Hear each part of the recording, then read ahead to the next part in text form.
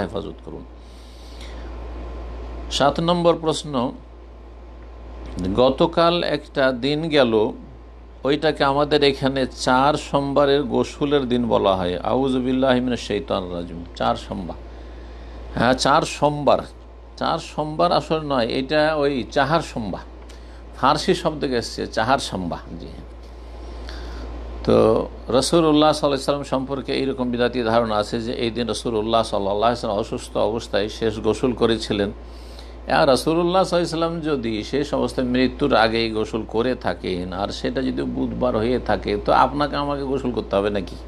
সাহাবীরা করেছেন নাকি? জি, বলছেন প্রশ্নকারী যে এটাতে আমাদের এখানকার মানুষরা হুজুরদের দিয়ে দোয়া পড়িয়ে পানি ভিজিয়ে রেখে সেই পানি দিয়ে গোসল করে, এটা নাকি করতে হয়? আসলে কি এটা ঠিক? এসব বিদাত, কুল্লু বিদাতিন দলালা, প্রত্যেক বিদাত হচ্ছে ভ্রষ্টতা, গুমরাহি, ও কুল্লু দলালাতিন ফিন্নার, আর এসব গুমরাহির পরিণাম জাহান্নাম, জান্নাত নয়। জান্নাতের রাস্তায় ছেড়ে দিয়ে জাহান্নামের রাস্তায় চলা। জি, এসব বিদাত জি রাসূলুল্লাহ সাল্লাল্লাহু আলাইহি ওয়াসাল্লামের সাহাবীরা কেউ করেননি, তাবেঈনরা করেননি, আবু হানিফা, শাফি, মালিক, আহমেদ করেননি।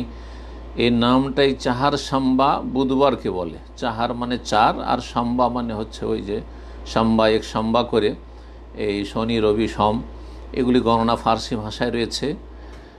তো এই আসলে এই ধর্ম এসছে পারস্য দেশ থেকে, ইরান থেকে দেশ গেছে, পার্সিয়ানদের কাছ থেকে এই ধর্ম গেছে।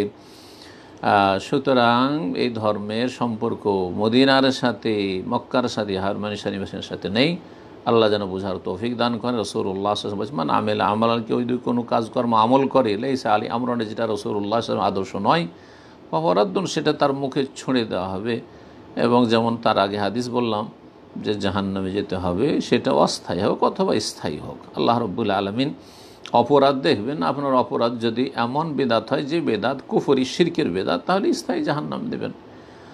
আর যদি সেটি আপনার কাবিরা গুনাহ বেদাত, কিন্তু সেটা কুফরি পর্যন্ত পৌঁছায় না, তাহলে অস্থায়ী জাহান্নামে যেতে হবে। আর বেদাত ডেলি এরকম যদি প্রতি বছর বেদাত করতে থাকেন, আর রাত দিন বেদাত করতে আছেন, নিয়ত পড়তে আছেন, সম্মিলিত মোনাজাত করতে আছেন, আর যত বেদাত থাকে করতে আছেন, তাহলে ডেলি তো কাবিরা গুনাহ হতেই আছে। আল্লাহ রাব্বুল আলামিন হেদায়েত দান করুন, না হলে জাহান্নামে যেতে হবে।